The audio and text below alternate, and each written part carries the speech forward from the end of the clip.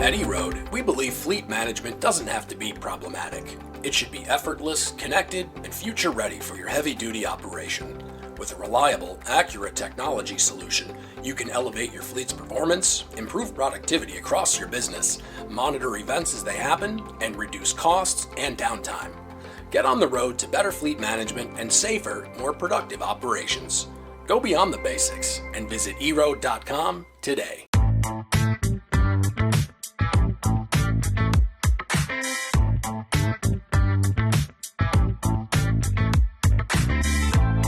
Welcome to Running on Ice, the coolest community in freight. I'm your host, Mary O'Connell, bringing you the latest tech updates, warehouse news, and everything happening in the cold chain world.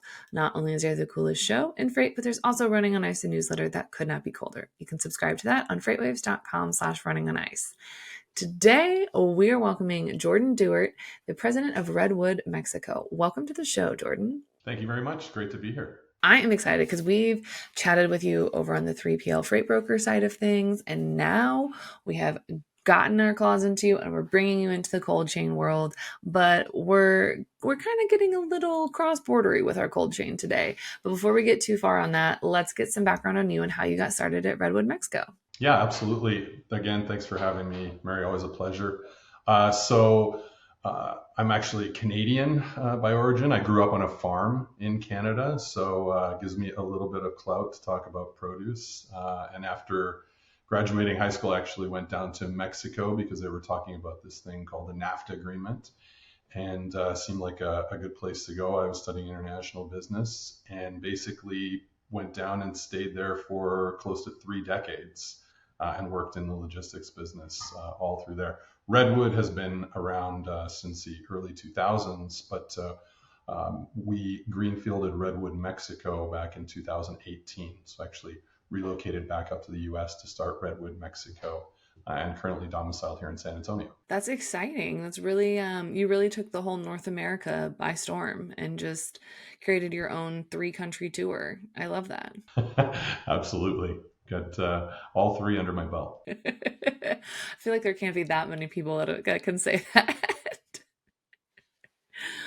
So you kind of touched on it a little bit, but we are getting into produce exports, imports, cross-border at the U.S.-Mexico border, because there seems to be a lot more than just avocados, I'll have you know, but we do love every bit of those avocados coming in. So what are some of those factors that kind of influence like the timing, the volume of that cross-border imports? Is it like, is it all the time, or is it just right now during produce season, or well, I guess now it's the end of produce season. But yeah, what are some of those factors that influence that demand? Yeah, I mean, I think on the dry cargo side, we've seen Mexico is the place to produce almost anything. We say anything that can be made in Mexico is being made in Mexico. We're seeing the same thing on the produce side of the equation. Anything that can be grown in Mexico is being shifted and grown in Mexico. Like you said, it's not just avocados anymore. All types of perishable goods are being produced in Mexico. Obviously, what's being produced and grown is really dependent on U.S. market demand. And I think among other things, the U.S. consumer wants the products they want, and they want them all year round. So that creates a lot of challenges on the growing side. But we've seen Mexican farmers actually time the production and the growing seasons to hit U.S. peak season. For example, they moved the avocado growing season to come more closely in line with the Super Bowl, which was the highest demand of the year. So, like I said, I grew up in Canada. We used to just be stuck with cherries were grown in the summer, and you got mandarin oranges around Christmas time, and you kind of got what you got. Nowadays, Mexico is experimenting in multiple growing seasons throughout the year. So they're really becoming the supermarket to the U.S. and the rest of the world. As someone who does enjoy some good strawberries in the dead of December, we appreciate that. Love that for Mexico. Love that ingenuity. It's great. Also someone who likes a good avocado in December. because also having grown up with mostly apples and potatoes in December and in the colder months, you can only survive on a root vegetable for so long. Exactly. I do feel like everyone is just moving anything and everything that's not bolted down to Mexico lately. So I'm glad that that's carrying over into the cold chain side of things, not just the dry van side of things. Because I think you're about out of space for auto manufacturers down there. Yeah, it is. It's this nearshoring phenomena that we've seen just continues to push forward, and more factories being set up every single day. So, one of the things that I'm kind of curious about is you said that, Mexican farmers have adjusted growing seasons and planting seasons to match kind of the peak seasons that we have here in the US for demand. Have you seen a lot of overlap between like our produce season that's obviously wrapping up now versus kind of that export import demand? Like, have you kind of seen some challenges from Mexican farmers being able to import or export goods into the US during our prime produce season, or have they kind of learned that lesson and say, okay, we'll shift our major export season to maybe January, February when there's not as much produce readily available here in the US? Well, I think there are certain things that you can do in terms of growing season, but let's face it, certain products have a very and goods have a very specific growing season that can't be changed. So I think we used to call it produce season. Now we just call it Mexico peak season. And there's a key overlap between the U.S. growing season, the Mexican growing season, and what we call Mexico peak season. Because basically from April all the way till about now is key production for automotive, flat screen TVs, back to school products. You're seeing appliances being made. So there's a definite peak season that overlaps, and there's a lot of types of produce in Mexico that are traditionally shipped in dry van, right? Vented trailers, things like onions, garlic, potatoes. So those are all competing for that same piece of equipment at the same time. And like we've touched on already, this nearshoring phenomena is really exacerbating the problem of available capacity in Mexico. So there's just not enough southbound cargo to provide trailers for all the northbound. So I think produce producers have really run into a lot of trouble, and that's something that you can't hit the pause button on, right? If it's ready to go, it has to ship now, and it has to ship quickly. So they've had a lot of challenges over the last few summers. Yeah, unfortunately, it's not like you can tell Mother Nature, like, hey, excuse me, we don't have trucks right now, or we don't have trailers right now. Can you just like time out on growing for a little bit because like we need to get some trailers? Unfortunately, that's not quite how that works. That would be very interesting if we could somehow harness that ability, but no, that's not quite the thing, and you can only do so much with kind of that field instant cooling or some of the new technology that's come out that basically like the second it's picked it goes into like I don't want to call it a flash freezer, but something that like instantly cools it and makes it like kind of time out on like um what's it called when something starts going bad? Yeah, when it spoils, Thank you. I was like, that word's right there. yes. And you see these massive evaporating operations that they have that can take produce. Here where I'm at in San Antonio, over 100 degrees all summer, and they've got to get that produce down from 100 degrees in the field down to 40 degrees in a matter of hours. And it's breathtaking, the operations that they have set up along the U.S.-Mexican border to get that produce able to ship in containers and get it on the shelves as quickly as possible. I am just absolutely like just blown away every time I see or hear about this technology that does that. And it's just like, oh yeah, doing a cool whole bunch of stuff at one time. Done. Say less. We've got it in a couple hours. When in reality, like, even trying to cool down in the summer heat as like a human, I'm like, oh, it's going to take me some time to cool down. But these like flash coolers, I'm just like, this is really impressive and really cool because I'm just very impressed by it. It's always blown my mind a little bit. So, One of the interesting things that, we've seen it on the dry van side, and it's kind of the parallels that are between the dry van and the reefer side, throughout the cross-border operations. How does the exchange rates work? So typically, like a while ago, because the peso was weaker than the dollar, there was some money to be made there on conversions. How does that work on the reefer side of things? I think it works in very, very similar, right? All of the produce and dry cargo is all negotiated in US dollars. That's the stable currency. But the underlying component costs, like transportation in Mexico, labor, gasoline, et cetera, those are all in pesos. So those don't change on the Mexican side of things, but on the US Mexico peso rate, that does have a huge impact. So what we've seen over the last kind of 4 or 5 years was the nearshoring phenomenon. All this foreign direct investment going into Mexico caused the peso to revalue against the US dollar. And that was a bad thing for exporters of any type of product because they're getting less pesos for the fixed dollar that they're getting. But what we've seen since the recent elections, the US dollar has revalued against the peso. So it's gone from 16 all the way up to 19 to 1 last week, where it had been at for quite some time. So exporters finally got a break in the peso to US dollar game. But I think that's something we'll keep our eye on going into the fourth quarter. Will it sustain at those levels? Because it really does make Mexican produce and Mexican products more competitive in the U.S. marketplace.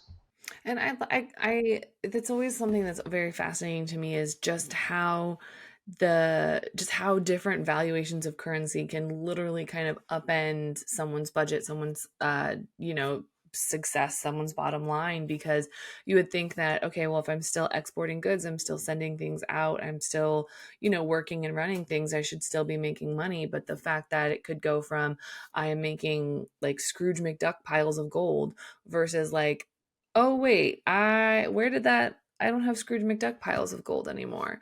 It's just very interesting that just something as simple as, currency valuation can have a dramatic effect on that. And I think that's really caused the rise of these very large macro produce brokers because small players just can't withstand those huge swings in currency valuations and shifts in growing season. The small guy just can't really cut it in this macro world. So we're really seeing a lot more large co-ops, large conglomerates controlling produce into and out of Mexico. I also wonder if that's just for almost that kind of like ease of negotiating power of also like, we're instead of just like, I am a smaller independent person working with another smaller person, like, because I know there's been a bunch of changes with cross-border, like the CCP, the tax thing. You're Yes. much more eloquently versed in that than I am. Complemento cartaporte. Yes, Yes. exactly. Yes.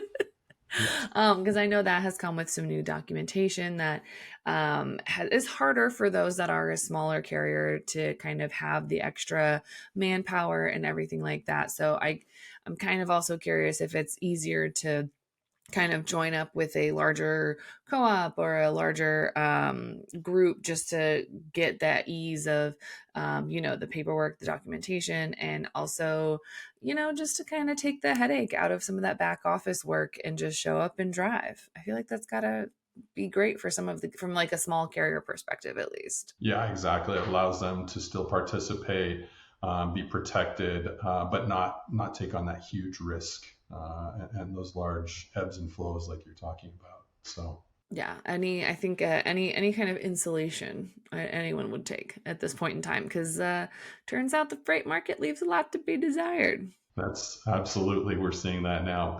Big swings, especially in the U.S. side. So you've touched on it a little bit earlier with obviously making prime avocado season the Super Bowl, because I did not know that that's like the number one holiday for consuming avocados like in the year, which weird, but I love it. The so how do Mexican farmers kind of identify those trends and say, okay, well, we know we kind of have to adjust avocados to harvest a whole bunch of them in February, which is not normally an avocado season. How do they adjust to those trends of the US consumer, but also still maintain obviously like healthy, active fields that they can still grow plenty of produce on? Yeah, I think that they're starting to experiment as well with a lot of types of new produce. You're seeing the tastes of American consumers continually shift. Even things like TikTok, right? Certain produce goes viral. People want it all year long. You We're know, looking at you, cucumbers. We're looking at you. exact, exactly correct. And so they look to Mexico because it is so close. And with two and sometimes even three growing seasons, they can achieve results very, very quickly. Another trend that we're seeing is, and I mentioned earlier, as a Canadian, you would get any type of produce that was kind of picked green because it was going to have to be shipped for a really long time, which meant it would ripen in transit. And that is not a great way to get flavorful, juicy, great stuff. You get a tomato that maybe looks great, but you bite into it and it has no flavor.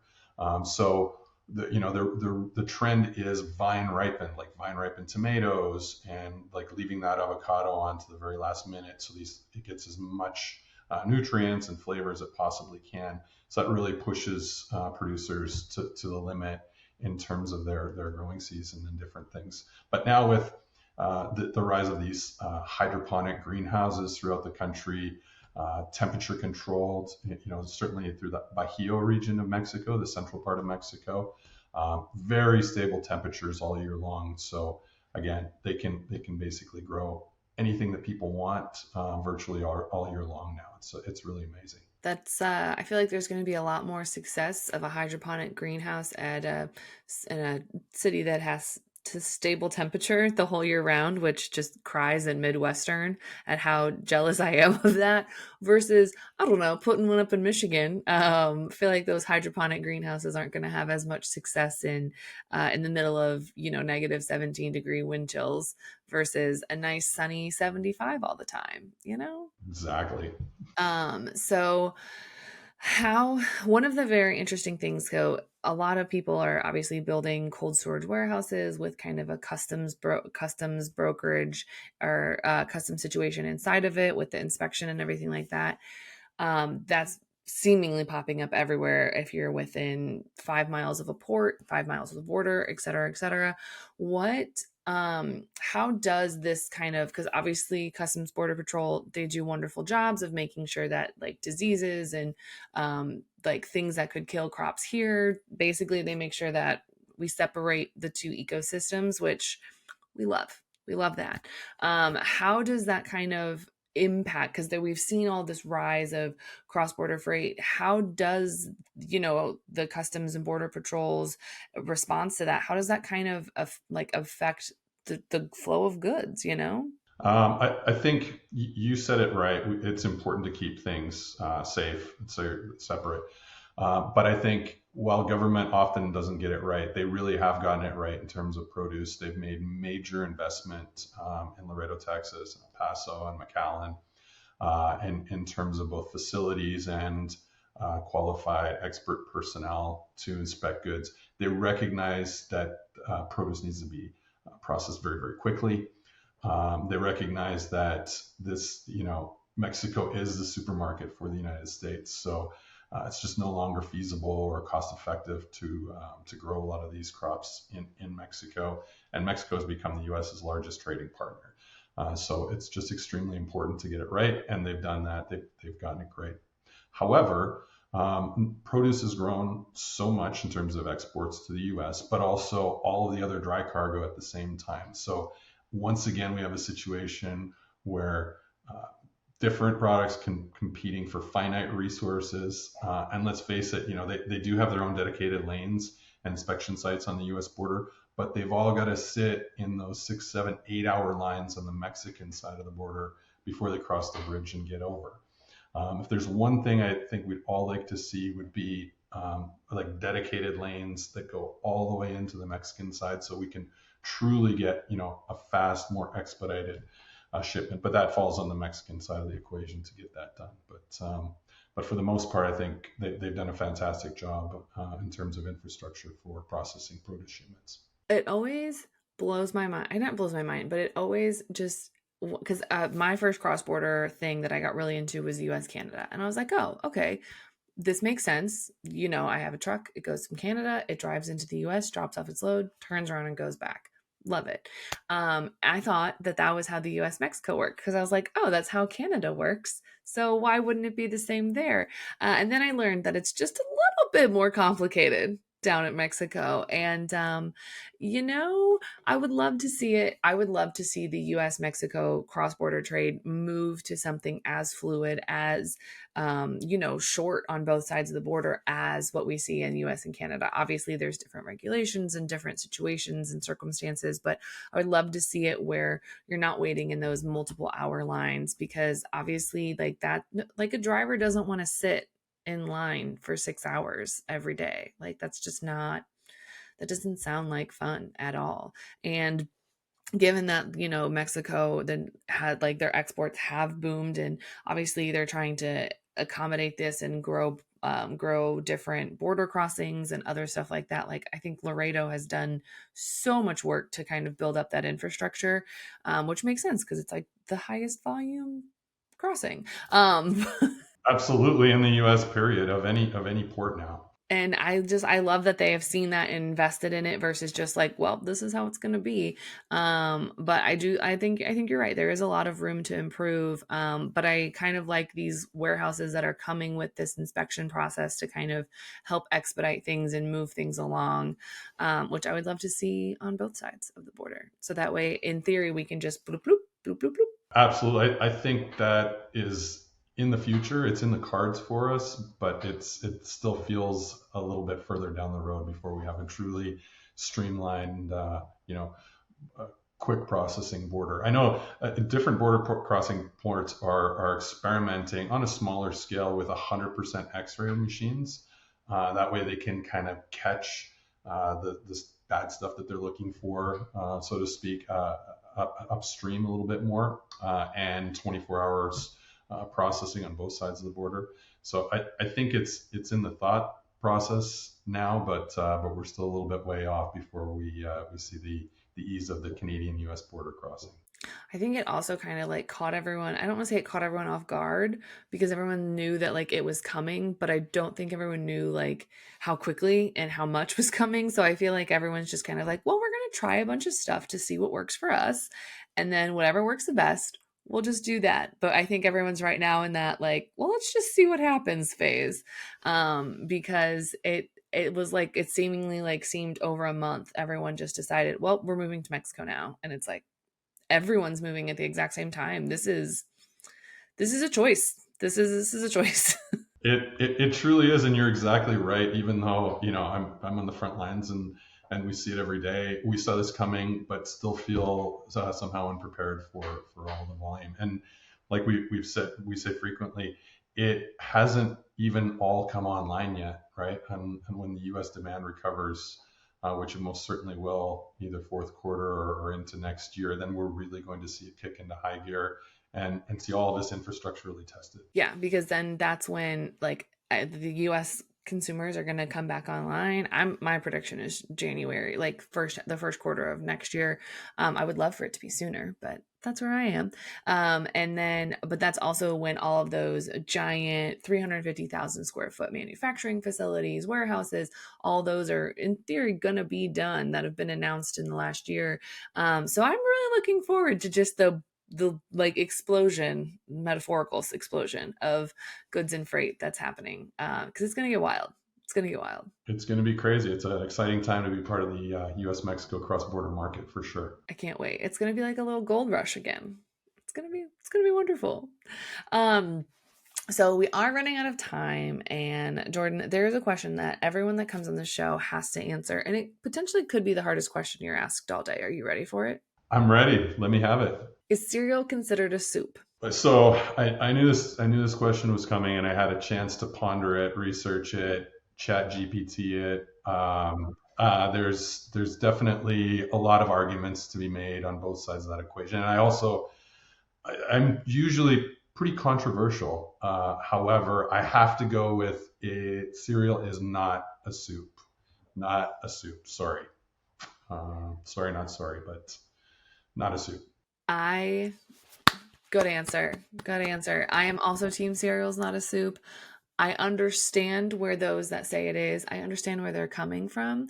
However, they are wrong. Correct. I've heard the gazpacho angle. I've heard, no, it's got to be hot, and then it's a soup. Thank you for speaking common sense into the world. So if anyone wants to reach out about your soup opinions or a recipe for soup, or if they have questions about cross-border freight, where can they find you? You can find me, Jordan Dewart, on LinkedIn. That's the best way to get in touch, for sure. Awesome. Thank you so much for joining us today. Always a pleasure. Always a pleasure, Mary. Thank you very much for having me. You can catch other episodes of Running on Ice right here on FreightWaves TV, YouTube, or anywhere else you get your podcasts like Apple Podcast and Spotify. Need more Running on Ice news? No sweat. Subscribe to the newsletter on freightwaves.com/runningonIce. See you on the internet.